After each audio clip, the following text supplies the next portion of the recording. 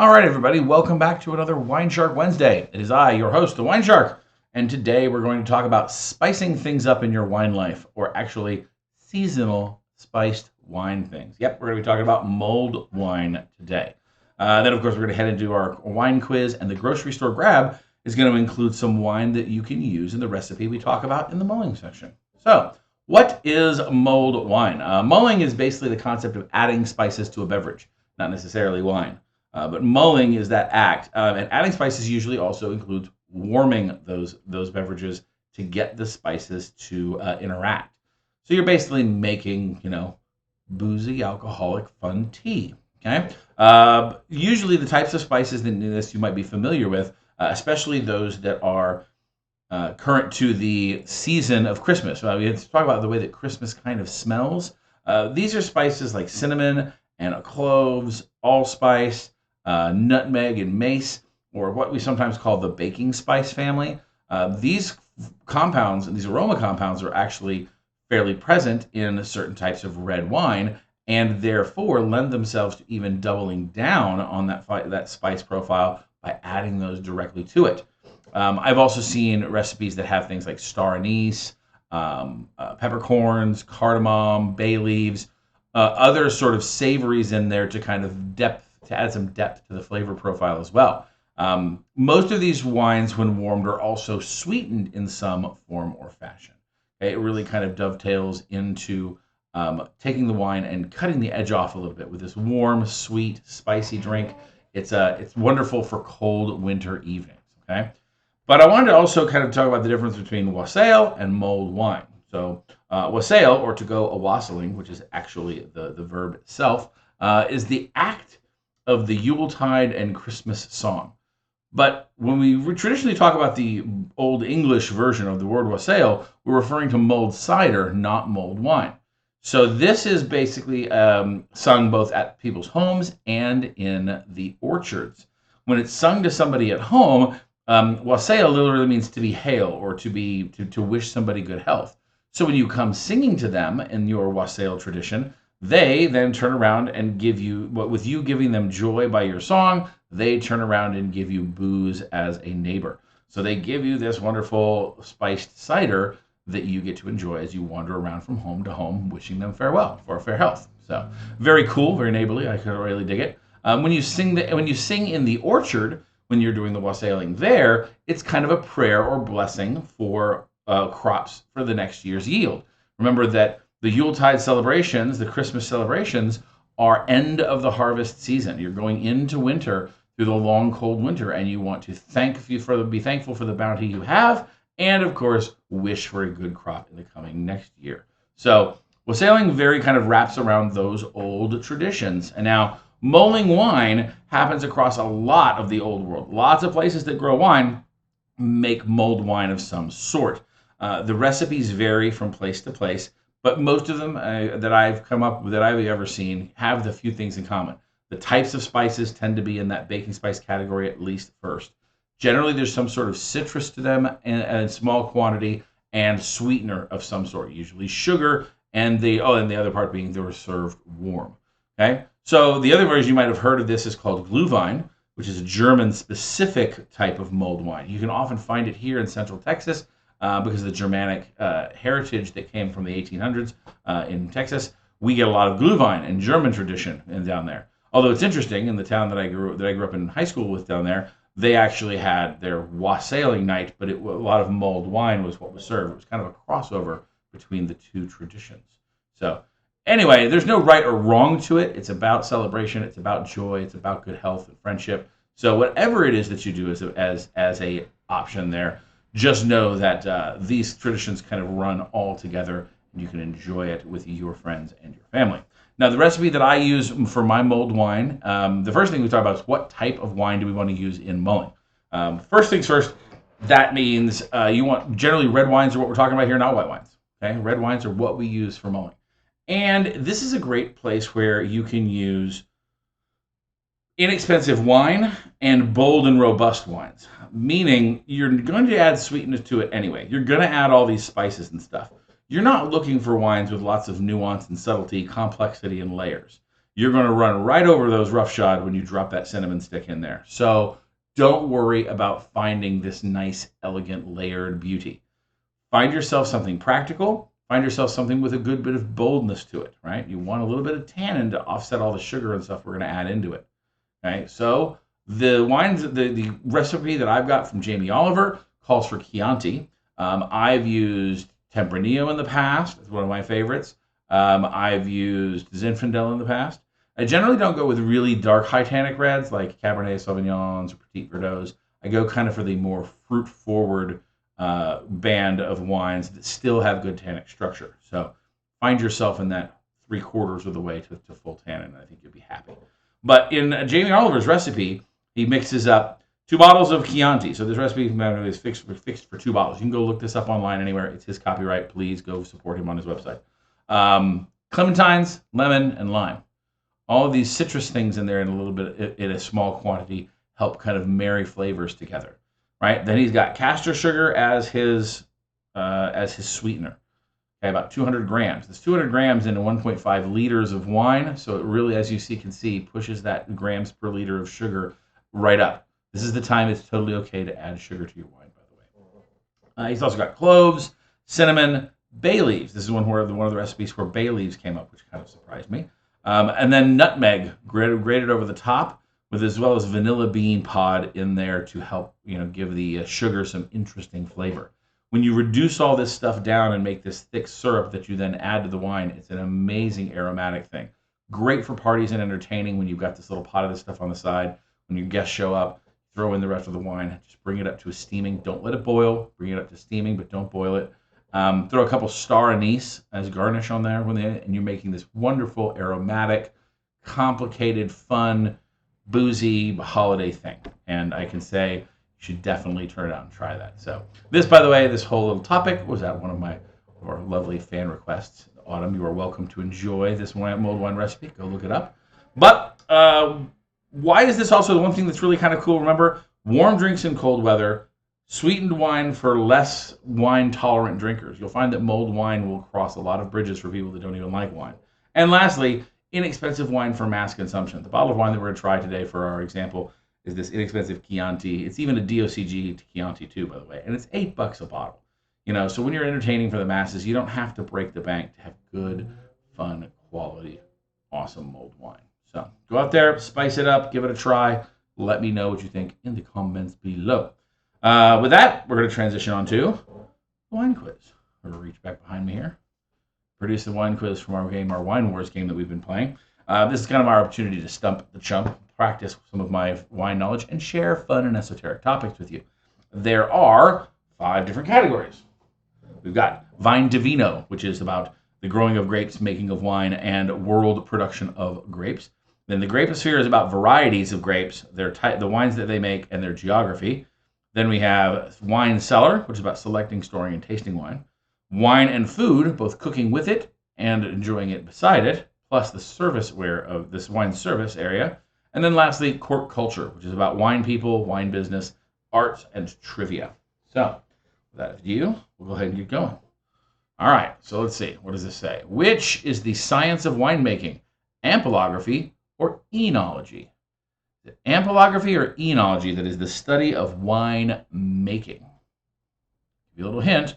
Both of these words come into play in the wine world. There are no red herrings here per se. The answer is enology. Enology, eno, it means wine in Latin. Ampelography is the study of grape leaves. Okay, it means the varieties of grapes is what it says on the back.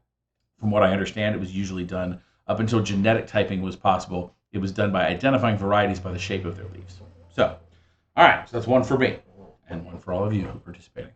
Next up, true or false? White wines made with Chardonnay grapes are likely to be full-bodied with medium to high acidity.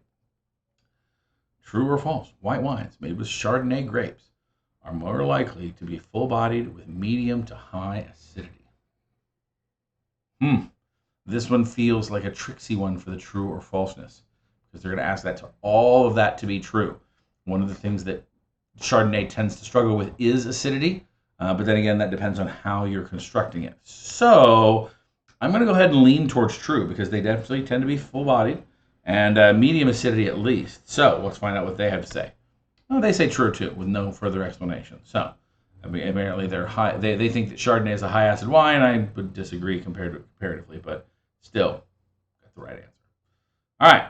What tasting term describes uniquely sweet and aromatic white wines, such as Sauternes, produced from grapes affected by noble rot? What tasting term describes uniquely sweet and aromatic white wines like Sauternes, produced from grapes affected by noble rot? Oh, I think I've got it. I'll give you guys a second to think about this. I think the key there is the word for noble rot. I'm going to go with botricized. Yes, that was the answer they were looking for, botricized. So botricized means Botrytis cinerea, which is the noble rot, the mold that grows on them, because it sucks out the water. It changes the ratio of water to grape juice and therefore sugar content, and they make these amazingly perfumey, complicated aromatic wines. So that is when you hear the word botricized, think that shrunken, concentrated concept. All right, next up, which food will soften the tannins of Cabernet Sauvignon? Smoked salmon, lamb curry, or grilled steak? Of those three options, because that's all you're allowed, which is the softening tannin partner out of that? Is it smoked salmon, lamb curry, or grilled steak? Okay, now they're going to go with one answer, I'm betting. If they're going to go with any answer, there's probably going to be one of the most obvious, and that is grilled steak.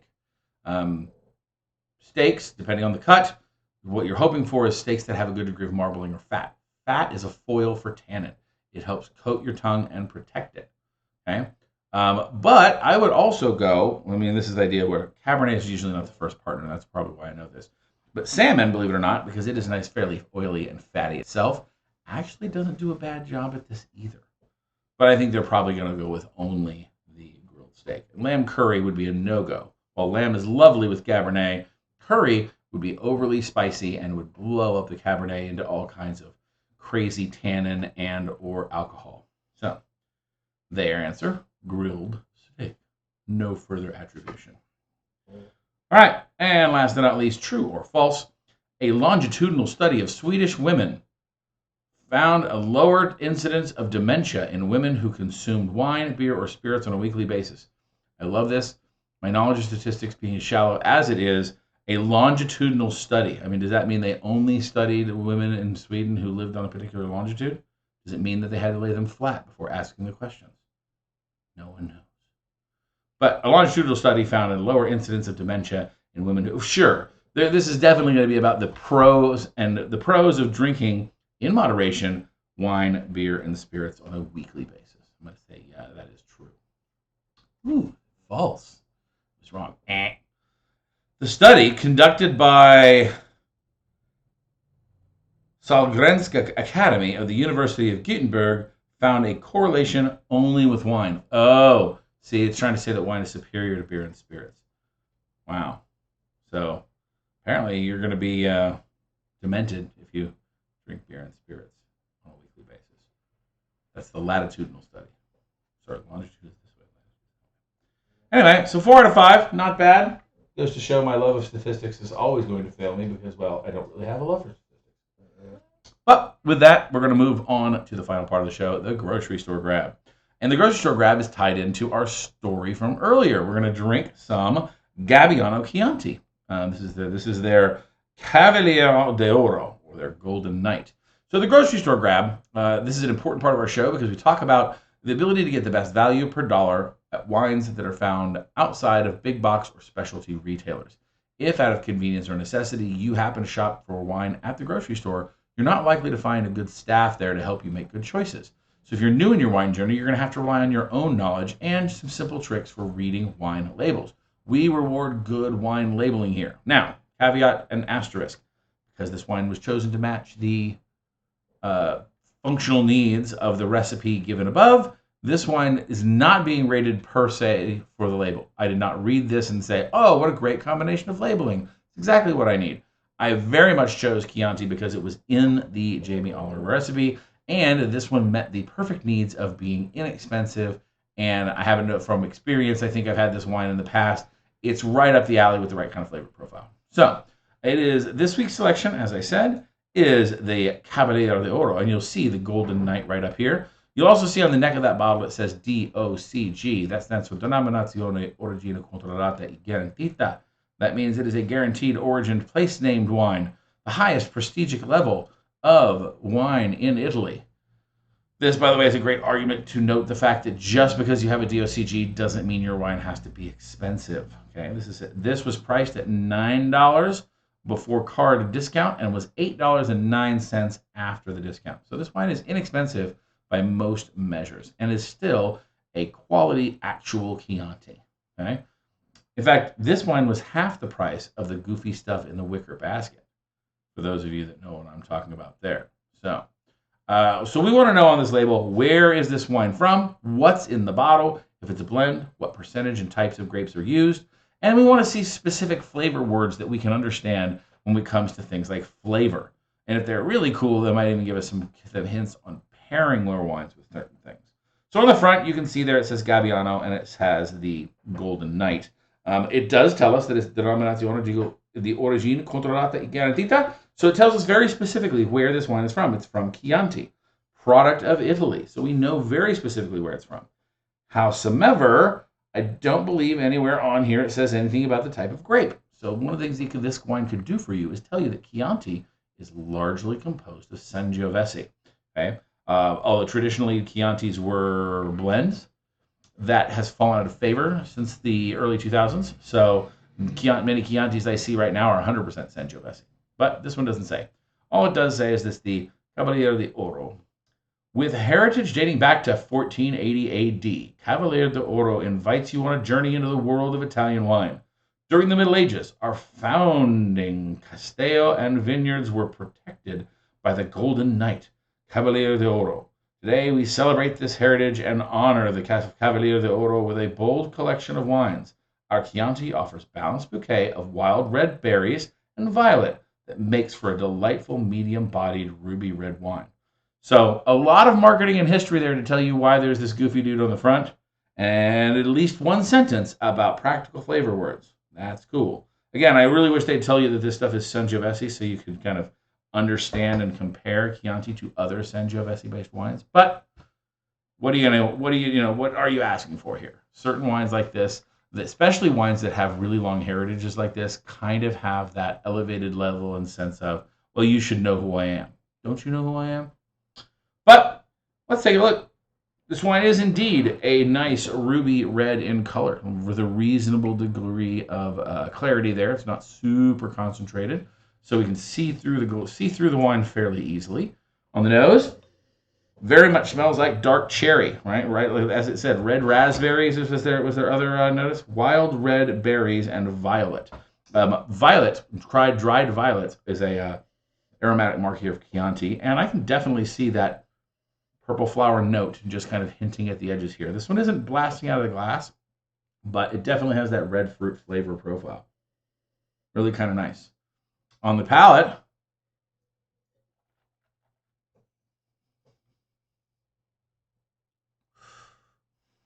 okay, zippy. It's got a little bit of acidity still left to it, and the grip definitely all around the insides of your lips and right down the middle of your tongue. This has a reasonable tannic profile. There's a nice hint of red raspberry right in the middle of your tongue that goes along with that tannin, and everywhere else your mouth is kind of watering along with this acidity. This is surprisingly bright for a red wine. One of the things Chianti lovers love about the grape, about the wine rather, and Sangiovese the grape, is that it has this wonderful punch and is still in that medium body category. It doesn't linger on your palate. The finish here is medium, maybe medium minus, right? It doesn't linger too long, but it's still got lots of fun, complicated flavor. Now, this is an inexpensive example. The higher up the tier you get, the more complicated some of these wines can be. You can find they really unfold into a whole potpourri box of awesome floral and red fruit flavors, even some savoriness that you'll get in there, like dried meats and salamis and things, which makes them wonderful partners for those things as well. But this is a perfect example of a wine that I would totally drink by itself. and really kind of enjoy. I mean, when I said you use inexpensive wines for your mulled wines, don't put anything in your mouth you wouldn't drink naturally, wouldn't drink normally. This is a great example of taking this base of a wine and then building on it. So I've got the rest of my ingredients. I've got my clementine in the other room. I got my paint, my lemon, and my lime. And after I finish this wine for the grocery store grab, I am indeed going to make some mulled wine for the house. So go ahead and get yourself some. Give it a try. And I hope you guys enjoy your mulled wine, etc. If you guys got different variations on your own family recipes or other things that you like, put them in the comments down below. Share them with the rest of the crew. And as well, we're trying to think about coming up to our holiday party season. It is in full swing. I've got a couple of dates still left open. If you have an interest and would love to enjoy some of this stuff in the presence of your wine shark, and well, I'll bring all the appropriate snacks, accoutrements, and food preparation to go with it.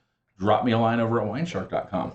But as I said, if you like what we're doing, give us your like button, hit that button and the bell to get your reminders.